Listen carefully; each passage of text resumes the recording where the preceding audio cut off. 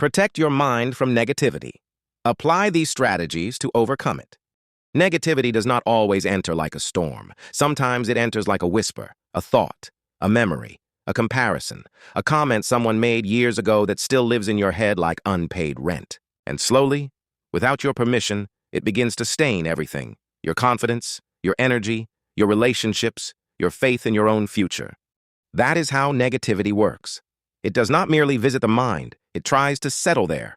It wants to become the voice you trust most. But hear this clearly: not every thought inside you deserves citizenship. Negativity is dangerous because it feels intelligent, it feels realistic. It sounds like caution, but often it is corrosion. It says, "What is the use? You always fail. People are better than you. Nothing will change. Why even try?" And if you do not challenge it, the mind begins to repeat it like scripture.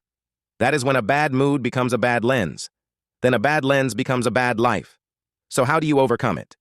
First, catch the thought before it becomes identity. Do not say, "I am broken." Say, "I am having a negative thought." That small distance matters, because once you stop calling every thought the truth, you begin to recover authority over your own mind. Second, guard what enters you. A negative mind is often fed, not born. Too much gossip, too much comparison, too much social media, too many bitter people speaking into your spirit. If you keep drinking poison, do not be surprised when your inner world becomes sick. Unfollow what darkens you. Reduce noise. Protect your mornings. Protect your nights. Third, move the body before the mind drowns. Walk, breathe deeply, stretch, pray, sit in sunlight, drink water. A trapped body can make a temporary emotion feel like a permanent truth. Sometimes the mind is not only negative, sometimes it is exhausted. Fourth, replace rumination with action. Negativity loves stillness without direction. It grows when you keep replaying the same pain without response. So do one thing: clean the room, read one page, make one call, write one honest paragraph. Small action is a knife against mental fog. Fifth, change your inner language. Stop speaking to yourself like an enemy. Do not lie to yourself, but do not curse yourself either. Instead of saying, "I ruin everything," say, "I made a mistake and I can correct it." Instead of, "My life is hopeless," say, "My mind is under attack and I need to reset." Language is not decoration, it is architecture. Sixth, stop carrying negativity alone. Some darkness gets stronger in secrecy. Speak to one trusted person, a mentor, a friend, a counselor, a teacher. Silence can turn a passing shadow into a private prison. And finally, feed the mind with something stronger than fear: truth, scripture, wisdom, discipline, good books, purposeful work.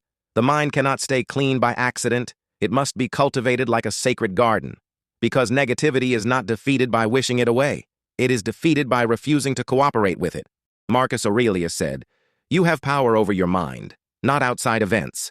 That means the battle is not always over what happened to you, but over what you allow to rule you. Epictetus taught that people are disturbed not only by events, but by the view they take of them.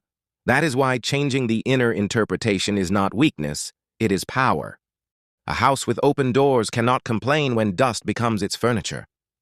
The mind that feeds every shadow will one day fear the shape of its own light. So protect your mind, not casually. Not only when things get bad, protect it like a king protects a kingdom.